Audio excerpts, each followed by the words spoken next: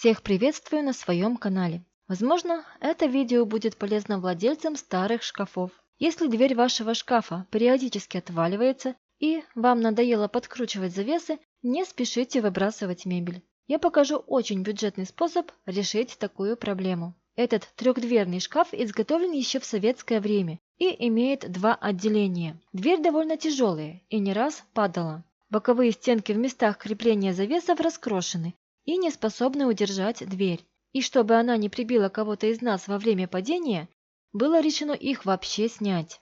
Некоторое время вместо них висели занавески. Но это не выход. Поэтому мы превратили этот старый шкаф в шкаф-купе. Справились мы всего за несколько часов. Как именно? Смотрите дальше. Сначала откручиваем и снимаем все крепежные элементы. Завесы, замочки.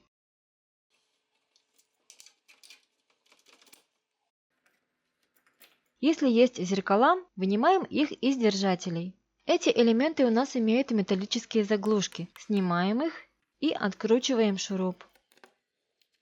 В магазинах мебельной фурнитуры продаются разнообразные наборы для шкафа-купе. При выборе следует учитывать размеры, толщину и вес дверей. Самый простой вариант состоит из направляющих рельсов и комплекта роликов, по 4 на каждую створку. Рейка у нас алюминиевая, с одним выступом, по которому и будут ездить ролики.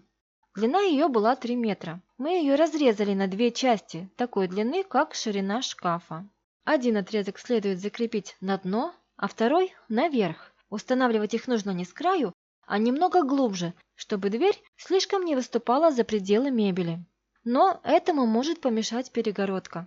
Здесь есть 3 варианта. Или искать более тонкую дверь, или срезать пару сантиметров стенки, чтобы она не блокировала движение колесиков и дверей, или подпилить ее снизу и сверху там, где она соединяется с дном и крышкой.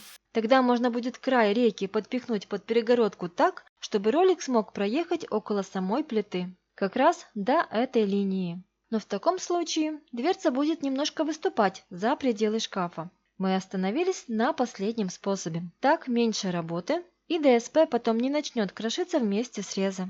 Дверь при этом будет выступать всего на 7 мм, тогда как ее толщина почти 2 см. Это для нас не критично. Рельсы устанавливаем на место. На этой линии назначаем точки для саморезов и просверливаем отверстия в металле и в шкафу. И прикручиваем. Верхняя рейка должна размещаться строго над нижней, чтобы дверь стояла вертикально и никуда не наклонялась. В этом шкафу среднюю дверь мы углубим и зафиксируем, а ездить будут только две крайние. Но если нужно, чтобы двигалась и третья дверь, или шкаф четырехдверный, то придется устанавливать по 2 рельсы снизу и сверху для каждой пары дверей. Расстояние между планками должно быть не менее 16 мм, в зависимости от толщины дверных полотен. Тогда ролики одной двери не будут задевать другую. Двери по высоте плотно входят в шкаф. Чтобы дать им возможность ездить по рельсам, придется укоротить их миллиметров на 5-10. На внутреннюю сторону каждого полотна крепится по 4 ролика. На сайте производителя комплекта мы скачали схему, указывающую, где именно прикручивать колесики и на каком расстоянии от края двери. Чертеж уже в натуральную величину, и его можно распечатать или перерисовать своими руками. Это низ двери. На шаблоне указано, куда нужно вкрутить шурупы в первую очередь. С внутренней стороны в нижние круглые отверстия, а с наружной стороны в верхние продолговатые. Это позволит при необходимости отрегулировать положение деталей относительно края двери и изменить высоту их размещения в шкафу. Сначала крепим нижнюю правую тележку. Прикладываем шаблон к нижнему правому углу. Проверяем, сходятся ли метки с деталью и назначаем точки для саморезов. Просверливаем отверстие и прикручиваем ролик. Левый крепим аналогично, но в зеркальном отображении, согласно шаблону. Теперь желательно примерить дверь в шкафу, тем более, что мы ее обрезали, и высота положения верхних роликов может не совпасть со схемой. Верхние детали мы решили опустить на 5 мм.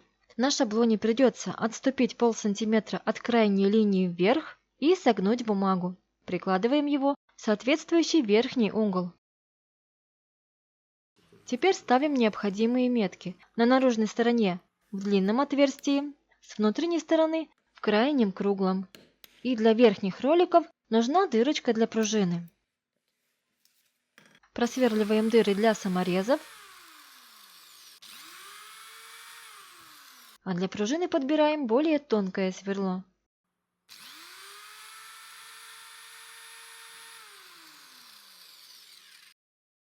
Загнутый под прямым углом конец пружины вставляем в соответствующую дырочку двери. Под колечко пружины подкладываем край колесика и крепим все вместе шурупом к двери. Свободный конец пружины должен зацепиться за выступ в центральной части детали и постоянно отталкивать ее вверх. Второй саморез вкручивается в длинное отверстие. Верхние ролики с пружинами фиксируются всего на 2 самореза. Такое подвижное крепление позволяет оттянуть ролик вниз, чтобы установить дверь на рельсе в шкафу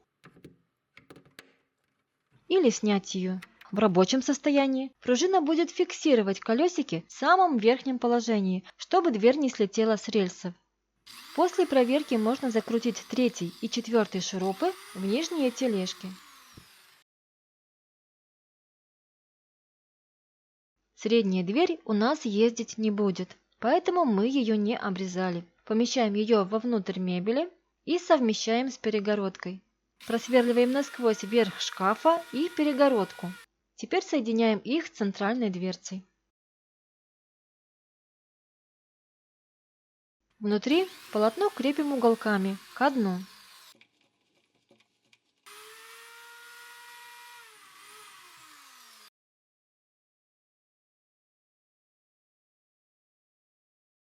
Теперь можно установить и передвижные двери. Для того, чтобы они не выехали за пределы боковых стенок, на край направляющей рейки крепим стопор. Его можно купить в магазинах или придумать что-нибудь из подручного материала. Главное – заблокировать движение колеса мимо боковой стенки. Здесь колесо тележки зацепится и дальше не пойдет. То, что средняя дверь не открывается, не мешает вешать одежду или доставать вещи с верхней полки. Рукой к ним легко дотянуться. Это бюджетный вариант, но если необходимо, чтобы двери ездили все, то можно приобрести еще комплект роликов и направляющих.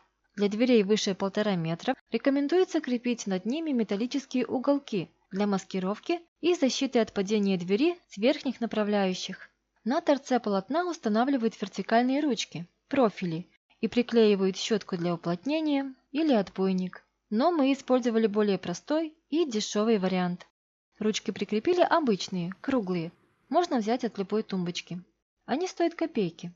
А вместо щетки я купила силиконовый уплотнитель для комнатных дверей. Более толстый я приклеила на внутренние стороны дверей, чтобы закрыть промежуток между ними. Пыль внутрь залетать уже не будет. Тонкий же присоединила на торец между дверьми, чтобы смягчить удар, когда они сталкиваются при открывании. Остался только косметический ремонт. Зарисовать царапины и сколы. Дыры от завесов я зашпаклевала и замаскировала кромкой для ремонта столов. Нужного цвета я не нашла. Пришлось обойтись таким. Эту ленту приклеивает с помощью утюга. Основная работа со шкафом окончена. Дверь ездит очень легко. Ничего больше не отваливается и не нужно постоянно подкручивать петли. Бабушкин шкаф еще послужит. Также бонусом является компактность. Не нужно лишнее пространство для открывания дверей. Это пригодится владельцам тесных помещений. Вплотную к купе стоит диван, но доступ к вещам шкафа не утрачен. На этом все. Возможно, такой способ ремонта мебели кому-нибудь пригодится. Спасибо за внимание и до встречи в следующих видео.